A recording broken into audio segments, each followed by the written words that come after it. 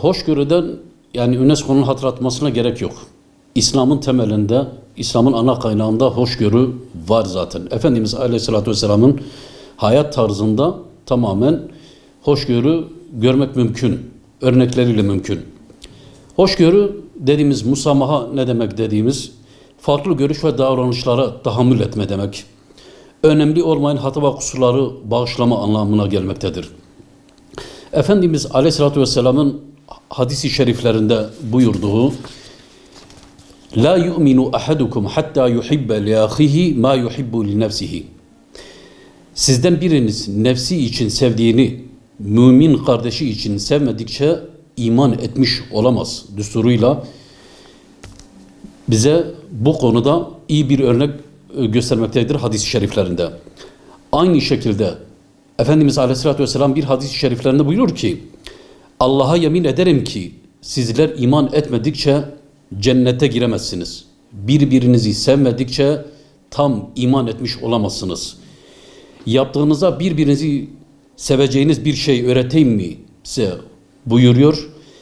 O da aranızda selamı yayınız buyurur Efendimiz Aleyhisselatü Vesselam. Yine hoşgörüyle ilgili Efendimiz Aleyhisselatü Vesselam buyuruyor ki hoşgörüyle davrananın hoşgörüyle mukabele göreceğini, dünyada Allah'ın kullarına hoşgörülü davrananlara Allah kıyamet gününde meleklerine, görevli meleklerine o kuluna hoşgörülü davranmalarını emredeceğini ifade etmektedir.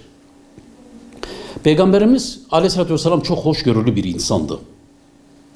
O en azılı düşmanlarına karşı bile çok merhametli, çok hoşgörülü bir insandı. Onun hayatı savaş ortamları dahil olmak üzere hoşgörüyle geçmiştir. Bir tanesini hatırlatayım ben özellikle.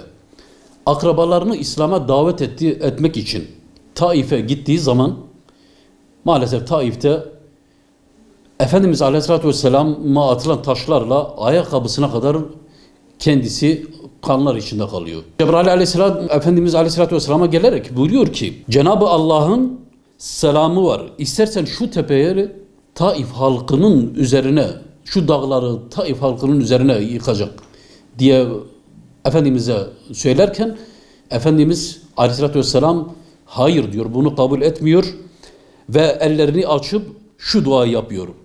Allah'ım şu kavmi, şu topluluğu hidayete erdir. Onlar beni ve seni bilmiyorlar diye. İşte efendim İslam'ın hoşgörüsü, Efendimiz'in hoşgörüsü budur işte.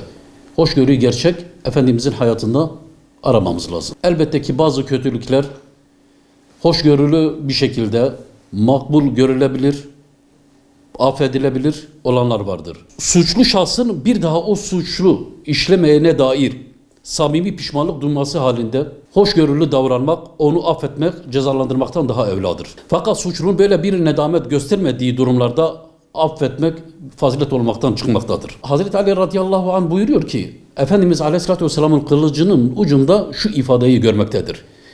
Sana zulmedeni affet. Sana küsene git.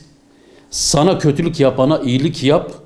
Aleyhine de olsa daima hakkı söyle diye buyuruyor. Bize karşı kötü davrananlara ölçülü davranmamız lazım. Ama dine zarar verdiği anda ona musamaha göstermek asla bir mümine yakışmaz. Ona da musamaha gösteremeyiz. Müslüman hoşgörü sahibi ve bağışlayıcıdır. Allahu Celle Celaluhu müminleri öfkelerini yenenler insanların kusurlarını affederler diye müminleri övmüştür. İslam kötülüklere karşı hoşgörü dini değil, kötülüklere müdahale etme dinidir. İslam bir zillet dini değil, bir izzet dinidir. İslam kötülüğe hoşgörüyle bakmaz. İslam yerinde ve anında kötülüğe müdahale etmeyi bize emretmektedir. İslam bir hoşgörü dini. Bunu kimse inkar edemez ve bizim de aynı dediğim gibi o hoşgörü nispetinde hoşgörünün sınırını aşmadan İslam'ın emir ve yasakları doğrultusunda o hoşgörü sınırları içerisinde dinimizi yaşamamız icap etmektedir.